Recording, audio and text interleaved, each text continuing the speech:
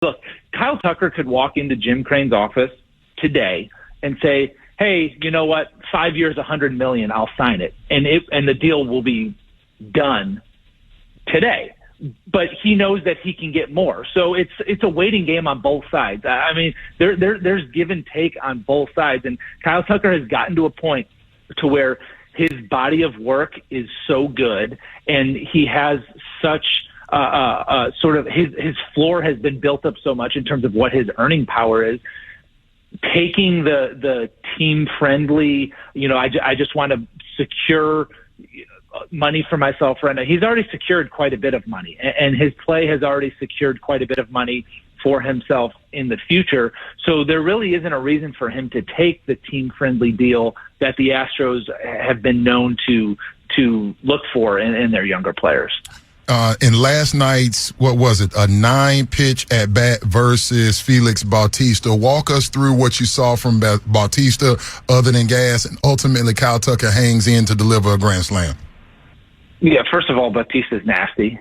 He's one of the best pitchers in all of baseball. So not just Kyle Tucker, for the whole team to do what they did against him was really, really impressive. That's a team, Baltimore, who if you're losing to them after 7 innings, it's a wrap, right? So to come back and beat those guys, pretty impressive. But it's a guy, Kyle Tucker, who is not at all intimidated by velocity. You get up there and you're facing a guy who throws 100 to 102 and has, one of the better split fingers in all of baseball. You're by nature, right? You panic as a hitter. You get jumpy. You start swinging as soon as the ball comes out of the pitcher's hand because you're worried about that velocity. That makes you then susceptible to the off-speed pitches. So you get down 0-2, and all of a sudden you don't feel like you have to cheat to get to that fastball. You know that you can take close pitches. You know that you can foul off tough pitches to get to the mistake. There's not a lot of guys in the game who can do that against the quality of stuff that Felix Bautista has. And that's why Kyle Tucker, what is clutch? Is that something that is a mentality, or is that something that you have a unique skill set to be able to hit in clutch situations? For Kyle Tucker, it's both, because he doesn't have to do anything different against a pitcher of that quality than he does against anybody else. Brian, I'm curious, kind of just going back to the Kyle Tucker and the contract talk and all that. And look, have they gotten some guys on, what we might call a little bit team friendlier deals? Obviously, yes, Jordan is on a bargain deal. Christian Javier kind of going through it this year, but if he settles back down and is that guy who was part of 2 no-hitters last year, yes, that's a great deal with him. Even Altuve and Bregman at times you could argue would have been on bargain type deals. But is there anything to the fact, you as a former player can speak to this, George Springer sitting up there in Toronto and Carlos Correa sitting over there in Minnesota, is there anything in the back of their minds where they look at Houston, continue to have all this success, continue in deep postseason runs, continue winning World Series? Is there a part of them in the back of their minds going, damn, I wish I was still there? I mean, the money's nice and all. I'm happy I'm this big millionaire and all this, but man, it would have been nice to still be there. Well, sure. Just all things being equal, yes. You know, it's the familiar place, it's the organization, it's your friends, your teammates. But really, what it comes down to is it would depend on what the final offer from the Astros was, right? Like there were offers out there to Springer, there were offers out there to Correa, but as far as we know, they weren't even close to the deals that those guys ultimately signed. So if it was a difference of $5 million, $10 million, it might be like, man, that wasn't really worth it. But when you're talking about the difference between, $50 million or $100 million or whatever it could be, no, man, you got to go get that money. Disrespectful organization. I've seen it several times, Bogey. And I'd say that tongue in cheek. I don't know the Astros folks that well.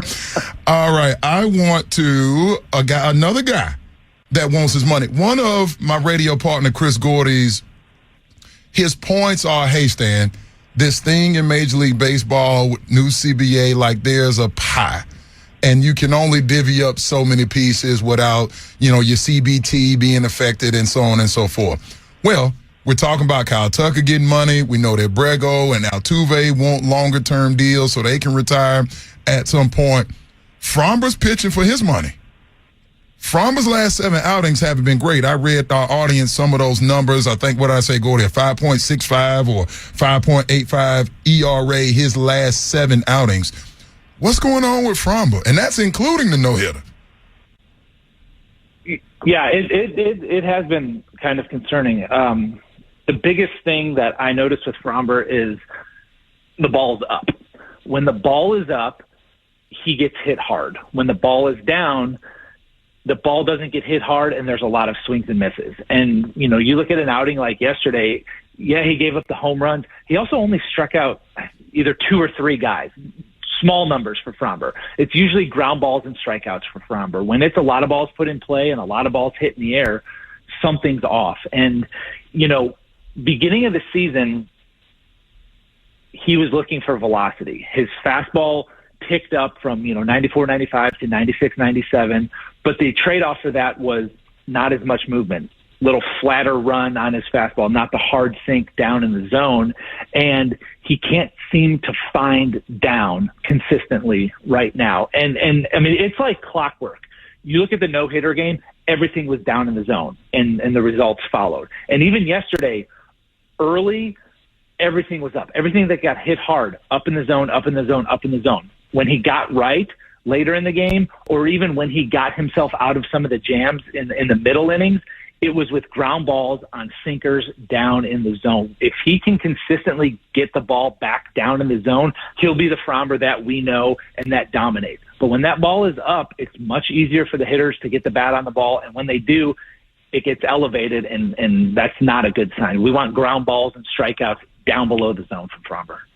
One more for you, Brian. The Texas Rangers will not lose. And granted, they're playing the A's. I didn't expect them to lose any of these games. But at what point, as you sit 3 games back of them, at what point do we maybe pivot our focus? And I know we're only a little, 9-10 days into August here, but at what point do we say, look, we got to chase stay within the Rays, stay ahead of the Blue Jays and the Mariners, and just keep focusing ourselves. We can't worry about what the Rangers do, because it just feels like, man, they came so close to close that gap, but they just won't lose. It's frustrating.